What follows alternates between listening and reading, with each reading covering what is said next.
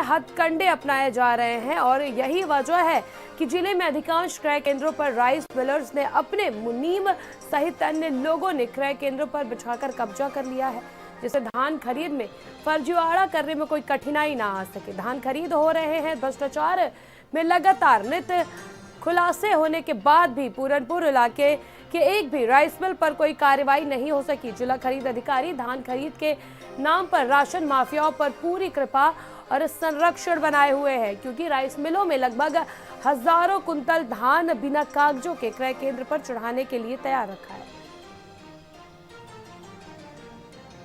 ये जो सरकारी क्रय केंद्र में किसान आता है? हाँ, किसान आओ थे, अब ना आ रहे हैं। अब नहीं आ रहे हैं, तो खरीद तो डेली है। हाँ, खरीद तो होता ही जब।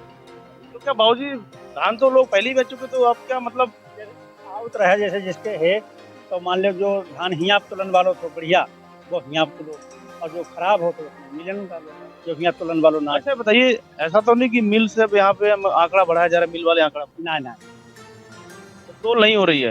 आपको तो ना प्रभारी है? हाँ, यहाँ आए साहब बोल नहीं है, मतलब छुट्टी है। देखिए बाबूजी है यहाँ के रहने वाले, इनका साफ तौर से कहना है कि जो केंद्र प्रभारी वो 2 दिन से छुट्टी पर है और इस वजह से तौल नहीं हो रही है। हमारे साथ लोग हैं। भैया बताइए, आप यहाँ किस पद पर है और क्या कहेंगे कि यहाँ तोल हो? कोई पद नहीं है हमारे पास, प्राइवेट आदमी है, सब जहाँ भी मजदूरी जरूरत वहाँ कर लेते हैं।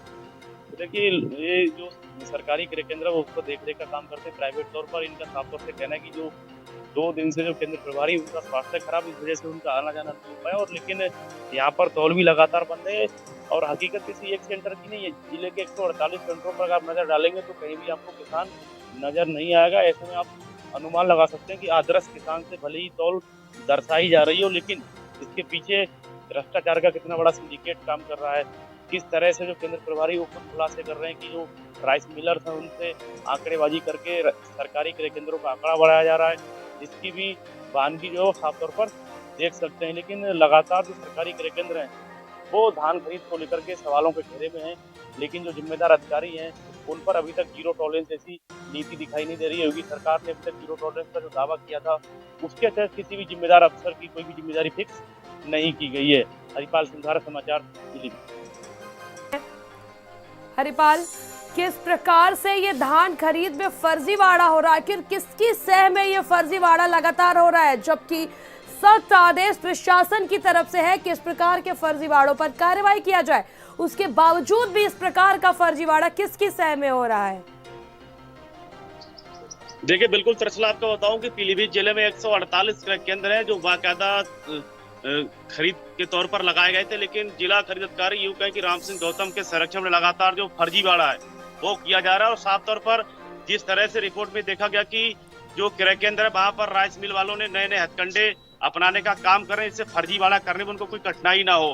राइस मिल वालों ने अब क्रय केंद्रों पर बाकायदा अपने मुनीम और निजी लोगों को बैठाल कर क्रय केंद्रों पर कब्जा कर लिया और यही वजह की वहाँ क्रय केंद्र प्रभारी ना होने की वजह से लगातार जो तौल है वो हो रही है और कागजों में उसको दर्शाया भी जा रहा है।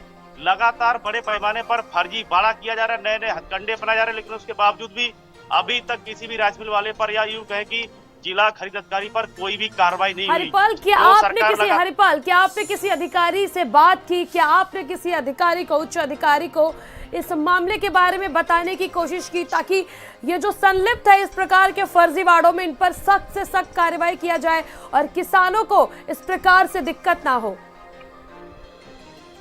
देखिए बिल्कुल इस वक्त हम डीएम ऑफिस के बाहर खड़े, देखिए आप तस्वीरें भी देख पा रहे हैं कि डीएम ऑफिस है और बाकायदा डीएम साहब की गाड़ी भी खड़ी है। लगातार हम लोग 3 दिनों से जिला खरीद अधिकारी राम सिंह गौतम के कांटेक्ट में उनसे बाइट और वर्जन देने की बात भी कर रहे हैं, लेकिन इतने बड़े घोटाले में पूरे जिले का कोई भी अधिकारी कैमरे पर बोलने को तैयार नहीं है।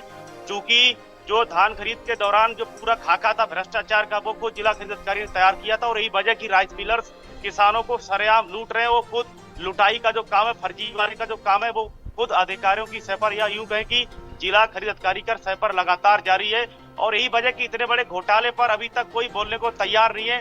किसी भी अधिकारी की इतनी हिम्मत नहीं है कि किसी भी राइस मिल वाले का कोई स्टॉक चेक कर सके। स्टॉक चेक करने के बाद किसी भी राइस मिल वाले पर कोई एफआईआर हुई हो, कोई कार्रवाई हुई हो।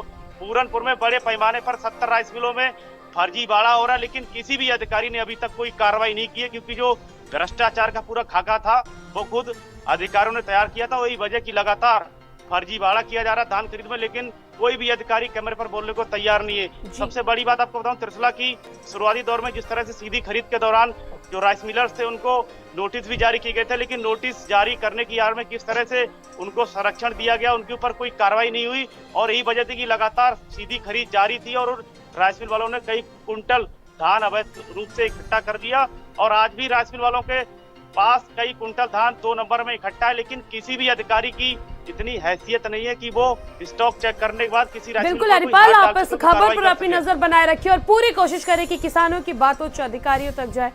अगली खबर लखनऊ से सामने आ रही है, जहां पर रिटायर्ड आईएएस गंगादीन यादव की हार्ट अटैक से